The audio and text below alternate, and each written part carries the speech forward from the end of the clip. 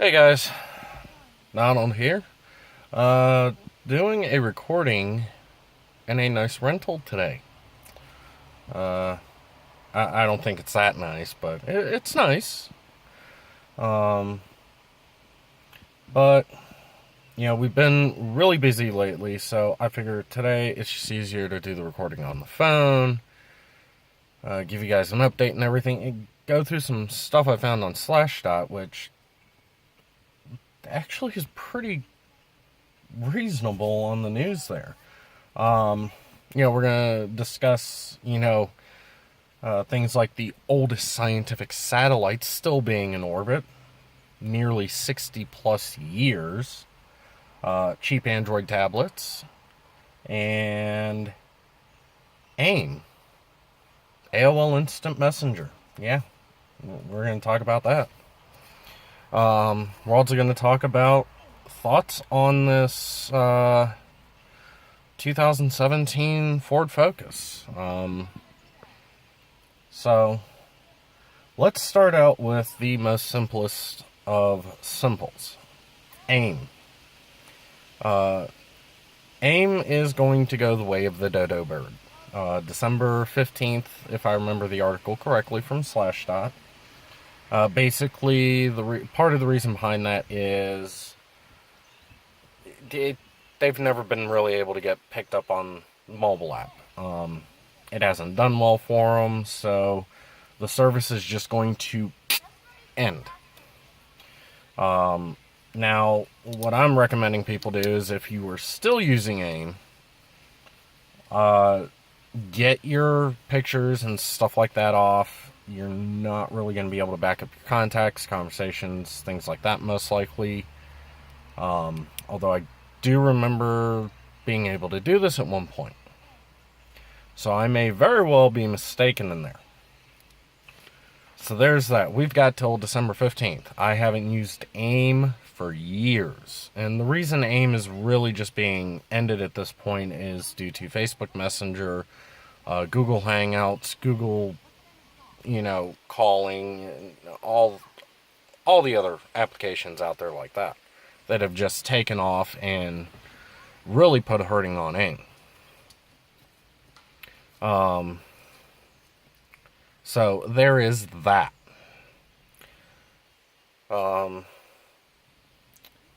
The next interesting topic, I would say, is Vanguard 1. Nearly in orbit for 60 plus years. Now, whether it's still functional or not, I don't know.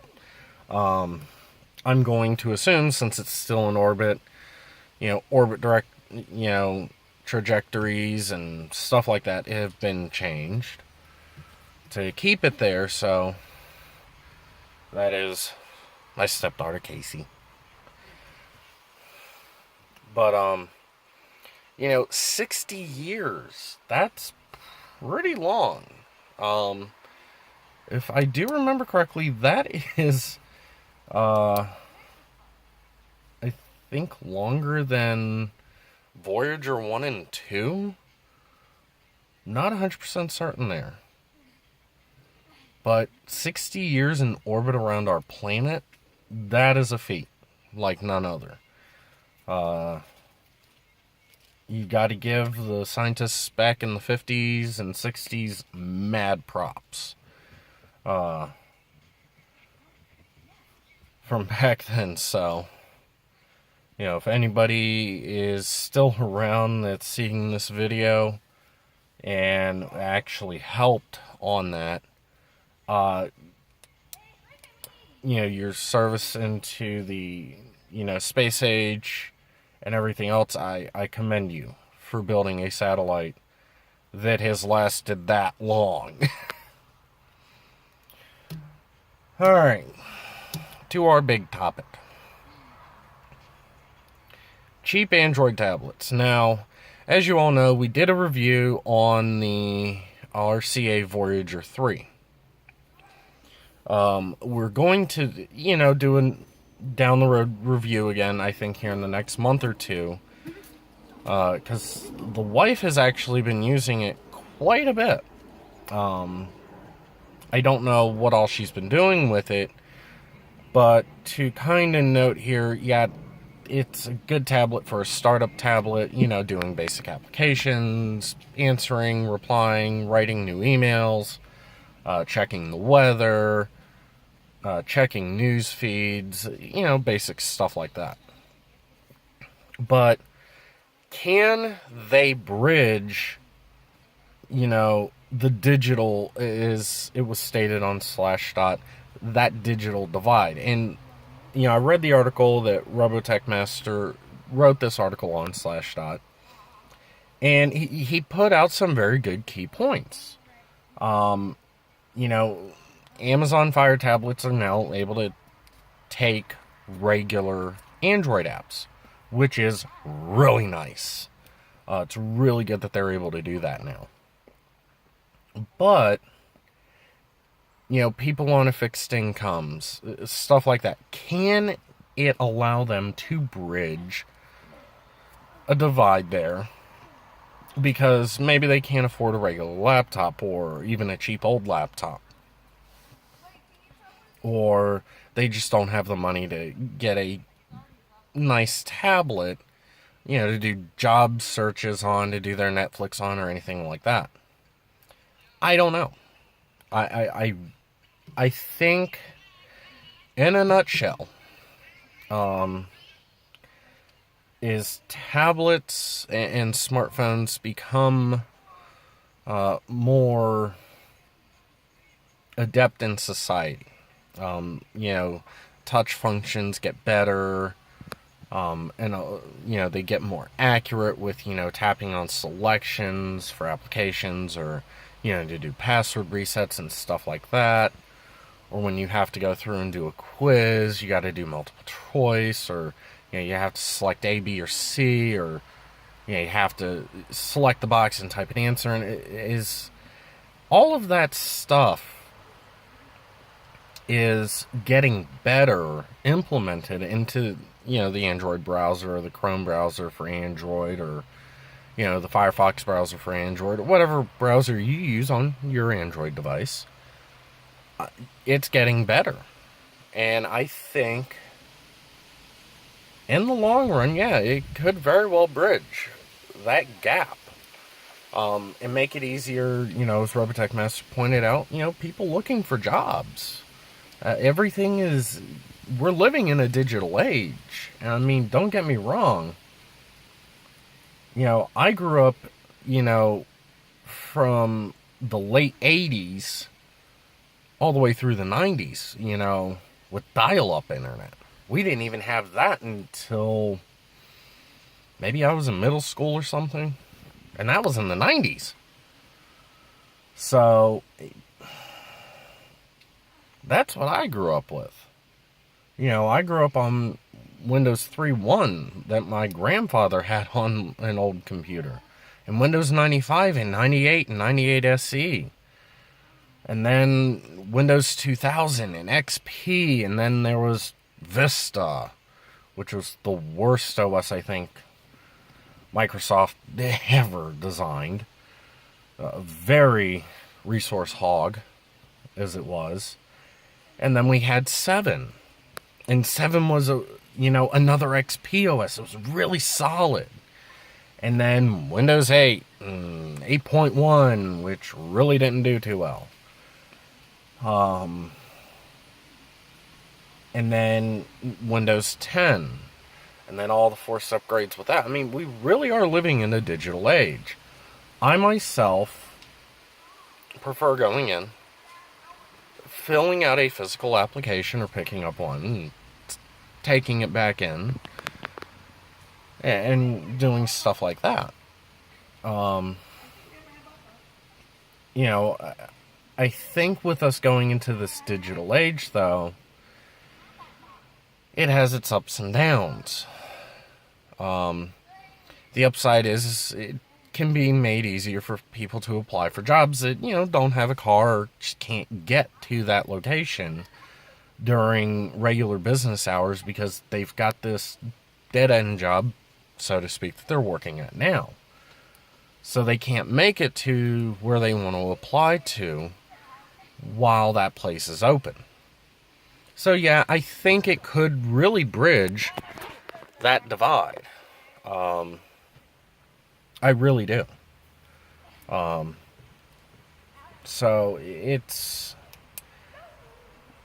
I think it really can. Deep down, I think it can.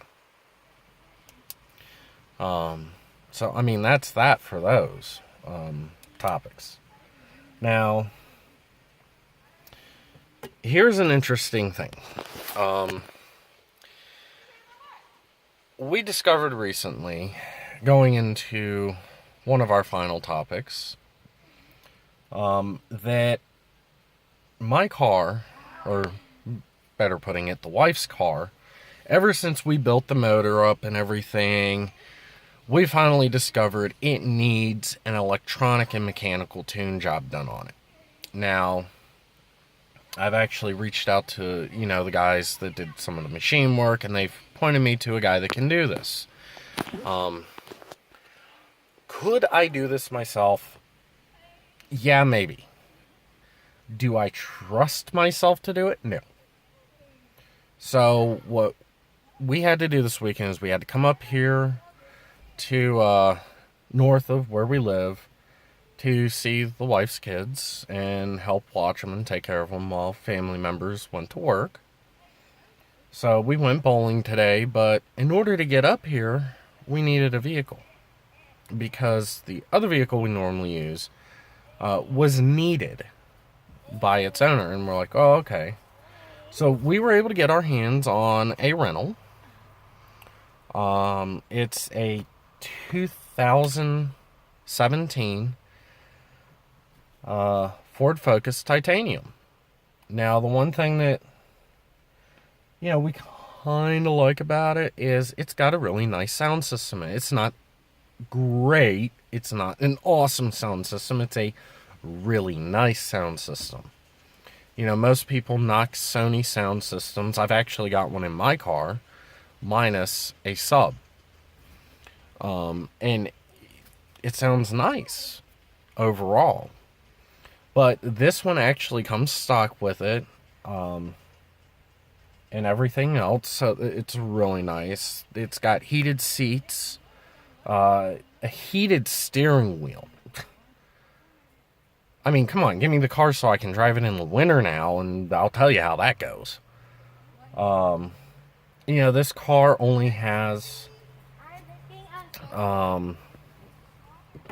let's look here. 6,222 miles on it.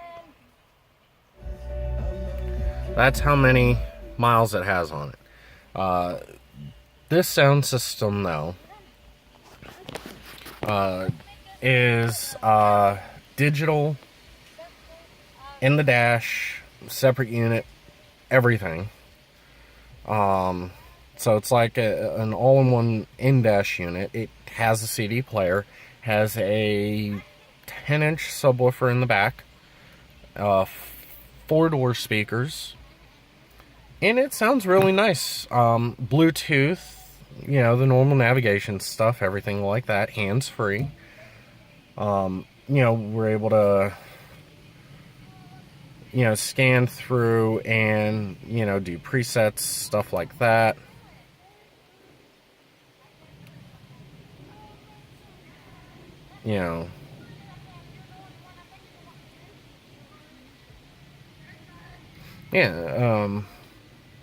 And if you hold the buttons correctly in the car, on the wheel here, we can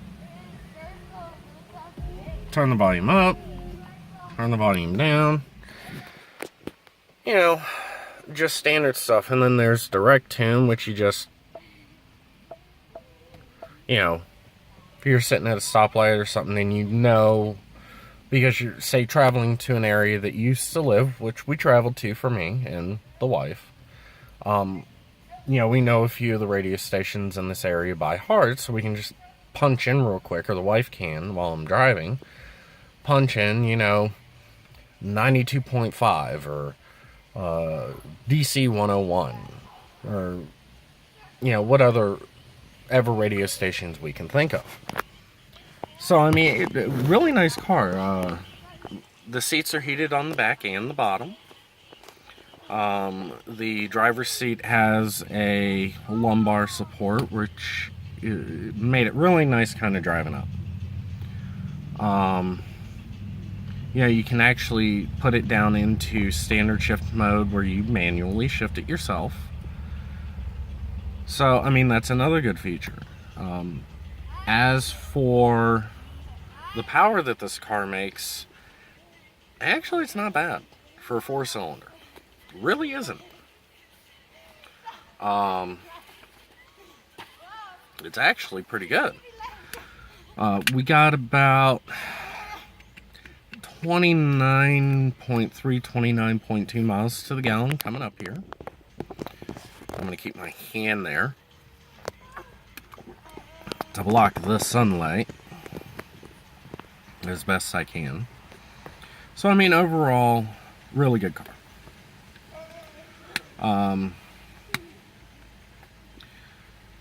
To our final topic, the update regarding my health and the wife's. I'm thinking about making a separate video for all of this, but I think it's best at this point to put it all in one video and just give you the gist. I went yesterday, Friday, to a doctor's office again to get another MRI. Only this time I had to have a dye injected into my shoulder. So basically the way that they do that is you're awake through it all.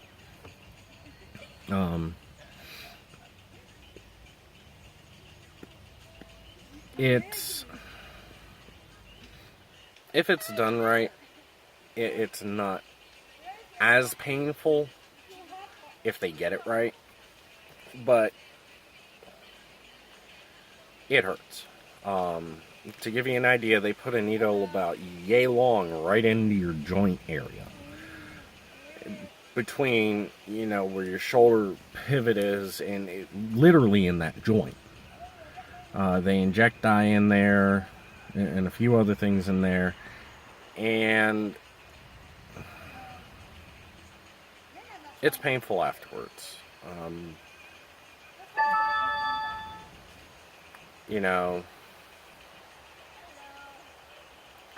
And that's somebody actually texting me now while we're doing this video. Going, hey, I got a 360, it's got the red ring, can you fix it? Maybe.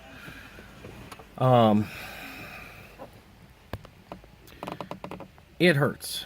I got maybe 2-3 hours of sleep last night because we had to be up early this morning. I didn't get to sleep till about maybe 4 or 5 o'clock in the morning, to where my body was just finally that tired. I honestly, I was in that much pain, even after taking pain pills to knock the pain off. And today, the shoulder is just tender in general. We went bowling and I did really good my first and last game, but I'm left-handed. This is the right shoulder we're talking about here. Even with bowling, it was starting to affect the right shoulder. So we at least got 3 games in. Got everything squared away there. And, we had fun. But I don't know what's going on with the shoulder. I'm not going to know what the results are probably till Monday, Tuesday next week. As for working, using the laptop last night, at the hotel room that we're staying in, a nightmare. Just using a laptop is a nightmare. So, that being said, I mean, I don't know what my doctors are thinking saying I can go back to work. I mean, they know it's hurting pretty bad at this point. So, as for the wife, the doctors are starting to think fibromyalgia.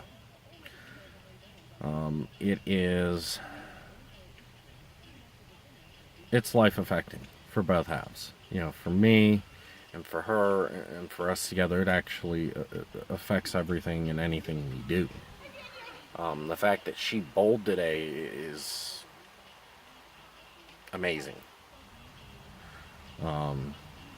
But again, even after the second and third game, she was hurt.